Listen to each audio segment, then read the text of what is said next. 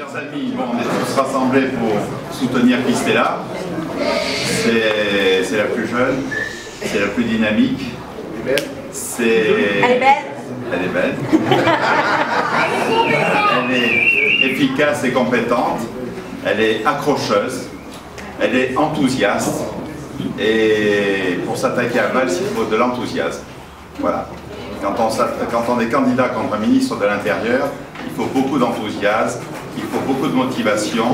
Et Christella, elle a cet enthousiasme et cette motivation que nous lui connaissons tous, que nous lui reconnaissons tous depuis longtemps, n'est-ce pas? C'est Serge Dassault, sur les conseils de Jacques Lebire, qu'il avait intégré à sa première équipe de 2008 municipale, et ensuite nous avons continué avec Christella. Quand on lui confie une tâche, elle l'accomplit sérieusement, consciencieusement, elle va jusqu'au bout, elle le fait toujours avec sourire. Quand on la manque, elle le fait savoir, parce qu'elle a son caractère, même des fois, c'est limite, hein. Mais bon, elle défend nos idées, elle les défend âprement, vigoureusement, sérieusement, d'une manière argumentée. Et donc, je suis très heureux de vous voir tous ce soir pour la soutenir. La cohabitation est possible. La victoire est possible. De la droite, avec le centre, c'est possible. Je voudrais quand même vous dire que la situation en France est grave. Très grave. Parce que nous n'avons plus un sou dans la caisse et on a un président qui ne le sait pas. Il n'a pas encore compris. Alors, il commence à faire de largesse, à augmenter les dépenses, à augmenter les fonctionnaires, à donner de l'argent aux uns et aux autres, alors qu'on n'a pas le moindre sou. Qu'est-ce qui va arriver si ça continue comme ça? Eh bien, la France va être en faillite. Le budget 2013 ne tiendra jamais ses promesses d'avoir 3% du PIB comme déficit. Il y en aura beaucoup plus parce qu'il ne se rend pas compte de ce qu'il fait. Et il continue, avec ses ministres, de faire des promesses à tout le monde. Alors, on est foutus. On est foutus. Parce qu'on ne doit plus payer. Et évidemment, la question qu'on nous pose, c'est, franchement, entre nous, est-ce que Christella elle a une chance de détrôner le ministre de l'Intérieur? Évidemment que c'est une bonne question. Évidemment que c'est compliqué. Évidemment que le challenge, voilà, comme ça, de prime abord, il paraît complexe. Mais pourquoi pas?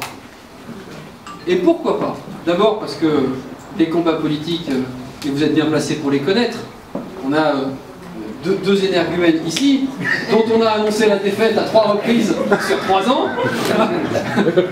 et qui non seulement ont eu la prouesse de gagner à chaque fois, mais de le faire à chaque fois avec un écart de plus en plus grand. Voilà. Hein?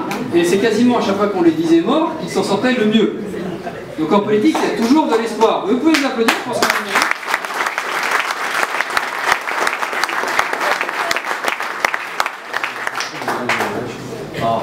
Je pense, moi, qu'il y a des chances, d'abord parce que, même si on nous explique aujourd'hui dans les sondages que les Français sont contre la moindre cohabitation, j'en suis pas certain. D'abord parce que, assez exceptionnellement, et dans les sondages de code de popularité sans état de grâce du nouveau président de la République le montrent, on n'a pas l'état de grâce post-élection présidentielle que l'on a habituellement, et on ne l'a pas pour une raison très simple. Il faut qu'on soit honnête entre vous. C'est que François Hollande, il n'a pas gagné l'élection. Il y a eu un tout sauf Nicolas Sarkozy qui a été foudroyant, dont on sait d'ailleurs, je vous rappelle qu'il y a quelques mois on nous annonçait qu'il ne serait pas au second tour, plutôt bien sorti finalement, grâce au travail de toutes et tous au passage. Et donc il n'y a pas forcément l'état de grâce. Les Français n'ont pas très majoritairement voté à gauche pendant ces élections et ne sont pas sur la volonté de changement qu'on nous vend depuis des semaines. C'est un moment que j'attends quand même depuis 5 ans, parce que depuis le 17 juin 2007, j'attendais cette revanche. Et beaucoup d'entre vous ici présents le savent, connaissent mon engagement. Et aujourd'hui, c'est un moment fort et important pour moi. Bon, un député, c'est quoi? Je vais vous le rappeler parce que, entre nous soit dit, j'espère que bon nombre d'entre vous le savent. Parce que nous, sur la circonscription, le député, on ne l'a pas souvent vu. On ne sait pas trop à quoi il sert, parce que de toute façon, il est quasiment absent. C'est l'un des plus mauvais élèves à l'Assemblée nationale. Ces dernières années, 0 proposition de loi, très peu de signatures d'amendements. Donc un député, avant tout, doit être au service de tous ses concitoyens. Ça me semble essentiel. Un député, c'est d'abord étudier, proposer, voter les lois dans l'intérêt général, pour la satisfaction des besoins communs. Et ça me semble indispensable.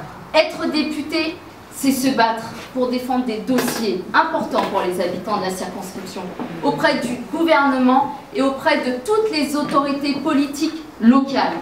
Effectivement, avec le député sortant, c'est arrivé très rarement de le rencontrer dans notre mairie afin de discuter de problématiques telles que la sécurité ou même autre chose en termes de politique locale.